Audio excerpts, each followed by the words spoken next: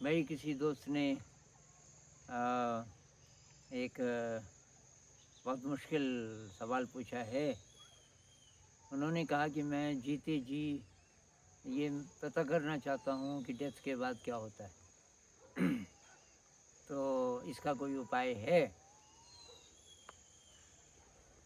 तो अब इसका एकदम ही फाइनल अंतिम उपाय तो कहना मुश्किल है, लेकिन थोड़ा-थोड़ा झलकियाँ मिल सकती हैं। एक तो ध्यान में, डीप मेडिटेशन में ऐसे क्षण आते हैं बीच-बीच में कि आप जैसे टाइम और स्पेस और शरीर की भी अवेयरनेस के पार पहुँच गए। मतलब आप ऐसी जगह पहुँच गए जहाँ कुछ नहीं है।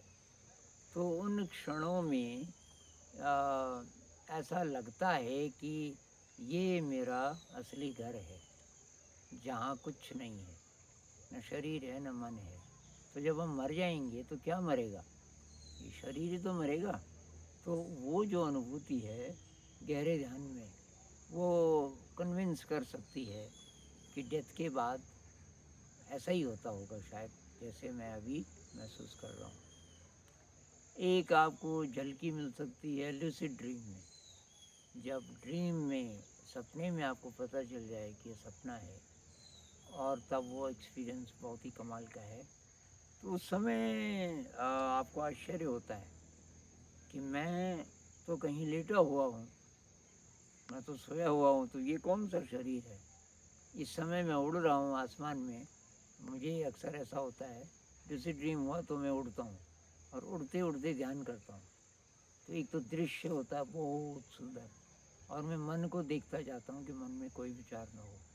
लेकिन उस समय तब ये भी बात आती है कि ये शरीर कौन-सा है और ये कौन-सा स्पेस है। तो शायद डेथ के बाद ऐसा कुछ होता होगा। सबसे ज़्यादा जो अ, रिलायबल जो इन्फॉर्मेशन है वो एनडी वालों से मिलती है, नियर डेथ एक्सपीरियंस।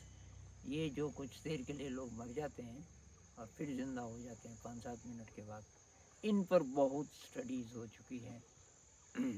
तो 5000 से ज़्यादा केसेस तो केवल एक वैज्ञानिक ने किए, जोफ्री जोफ्री ऐसा कुछ नाम है उनका, और एक है पिन वैन ब्लोमेल। बहुत सारे वैज्ञानिक हैं जो पिछले 40 सालों से स्टडी कर रहे हैं। तो उसमें क्या होता है कि मरने के बाद, जिसको हम आत्मा बोलें, एस्ट्रल बॉडी बोलें, वो अ, जो अनुभव लेती है, अब शरीर तो मरा हुआ है, तो वो अनुभव कौन ले रहा है? तो पक्का ही आदमी कन्विंस्ड हो जाता है। लेकिन उस पे हमारा विश्वास नहीं है। वो फिर भी सेकंड हैंड रिपोर्ट है, लेकिन उससे मुझे तो भई, मैं तो काफ़ी कन्विंस्ड हो गया केवल उन्हीं की रिपोर्ट्स पढ़ के, एनडी वालों की, कि कुछ है। और एनडी ऑथेंटिक है एकदम, इस पे साइंटिफिक रिसर्च हो चुकी है।